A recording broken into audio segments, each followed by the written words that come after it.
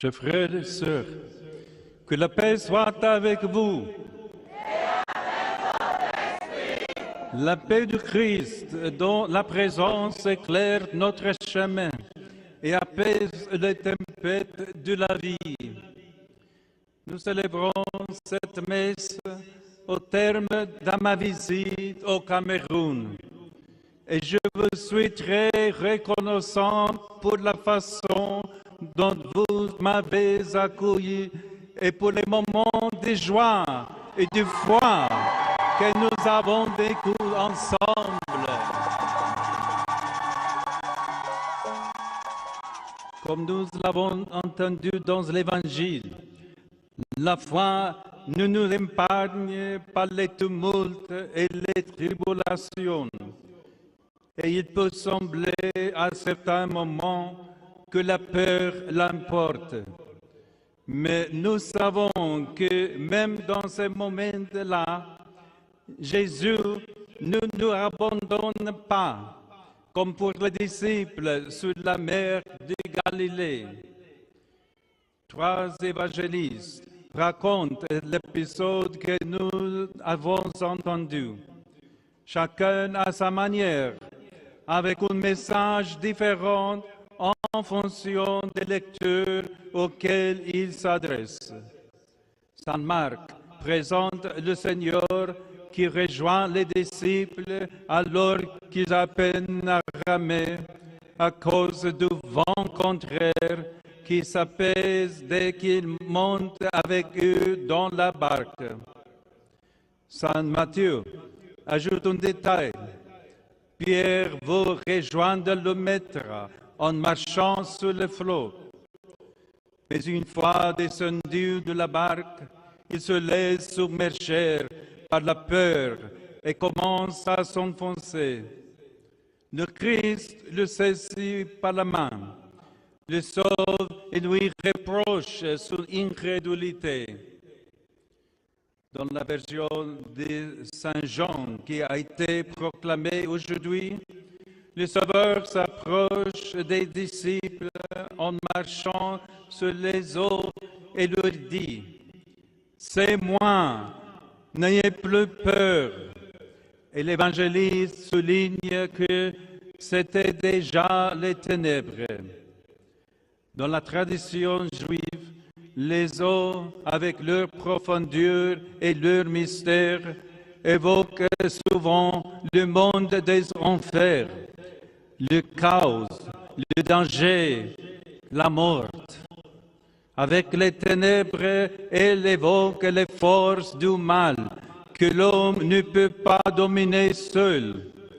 Mais en même temps, elles sont aussi perçues dans les souvenirs des prodiges de l'Exode, comme un lieu de passage, un guet par lequel Dieu, avec puissance, libère son peuple d'esclavage.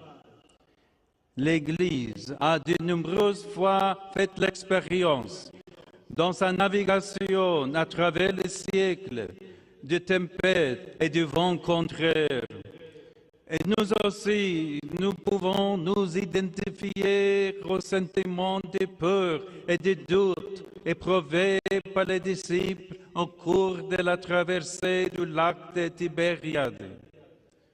C'est ce que nous ressentons dans les moments où nous avons l'impression de nous enfoncer, submergés par des forces adverses, quand tout semble sombre et que nous nous sentons seuls et fragiles.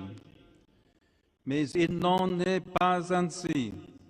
Jésus est avec nous, toujours plus fort que toute puissance du mal.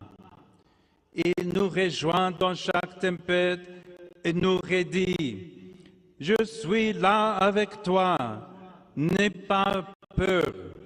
C'est pourquoi nous nous relevons après chaque chute et nous ne nous laissons arrêter par aucune tempête.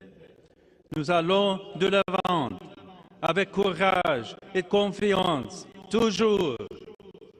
Et c'est grâce à lui que, comme le disait le pape François, beaucoup d'hommes et de femmes honorent notre peuple, honorent notre Église, forts pour faire progresser leur vie, leur famille, leur travail, leur foi.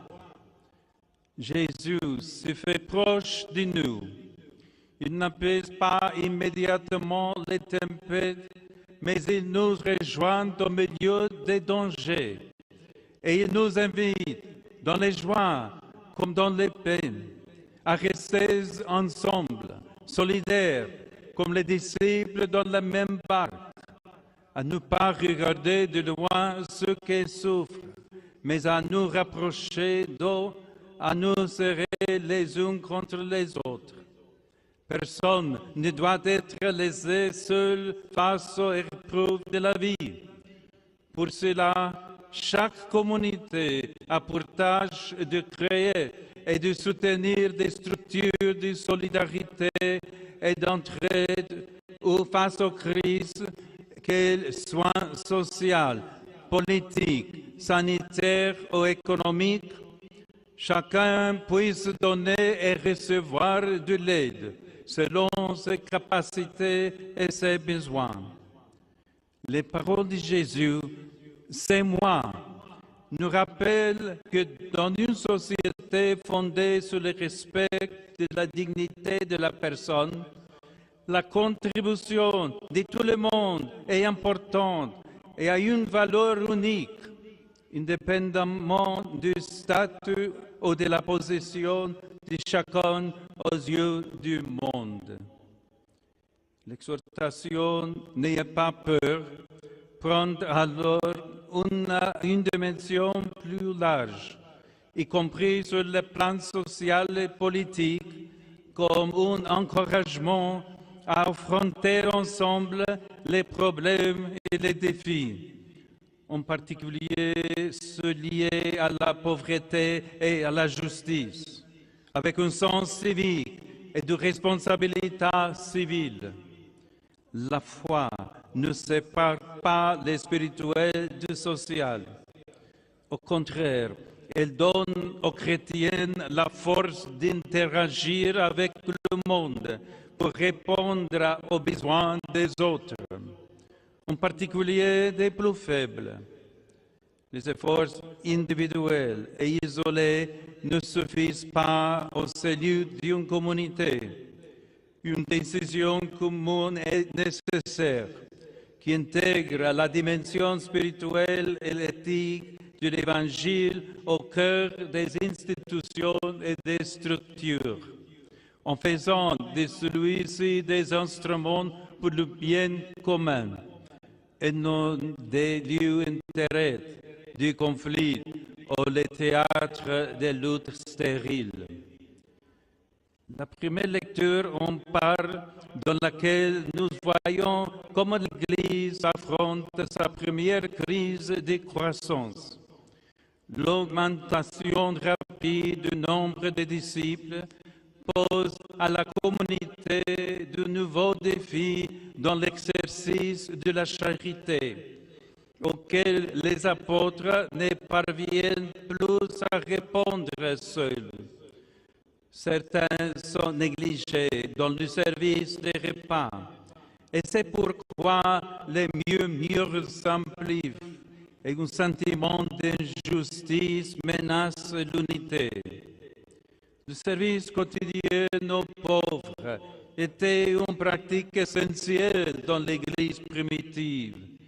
Il visait à soutenir les plus fragiles, en particulier les orphelins et les veuves.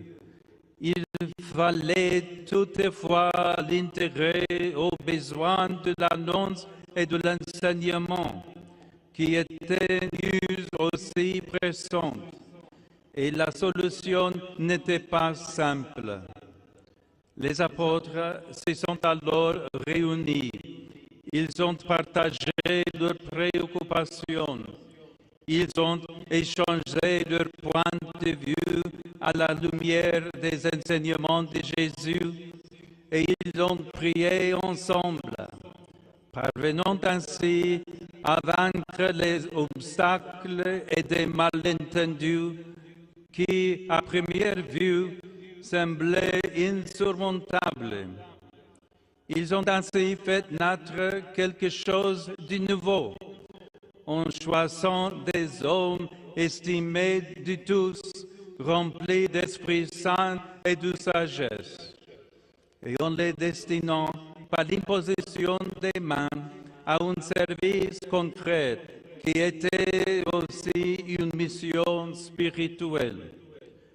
En écoutant la voix du Saint-Esprit et attentive aux cris des souffrantes, non seulement ils ont évité une fracture au sein de la communauté, mais ils l'ont doté, par inspiration divine, d'instruments nouveaux et adaptés à sa croissance, en transformant un moment de crise en occasion d'enrichissement et de développement pour tous.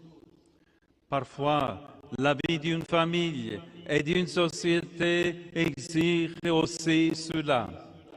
Le courage de changer les habitudes et les structures afin que la dignité de la personne reste toujours au centre et que les inégalités et les marginalisations soient surmontées. Dieu s'est identifié au plus petit en s'incarnant, et cela fait de la sollicitude préférentielle envers les pauvres une option fondamentale de notre identité chrétienne.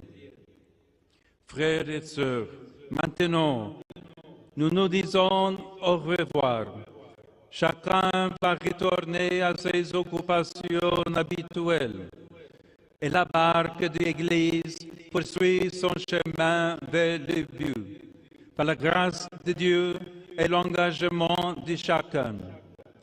Gardons vivant dans nos cœurs le souvenir des beaux moments que nous avons vécus ensemble.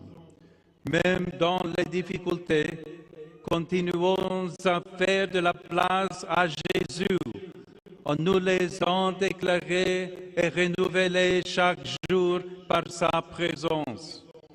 L'Église camerounaise est vivante, jeune, riche de dons et d'enthousiasme, vivante dans sa diversité et merveilleuse dans son harmonie. Avec l'aide de la Vierge Marie, notre Mère, faites fleurir toujours davantage sa présence joyeuse.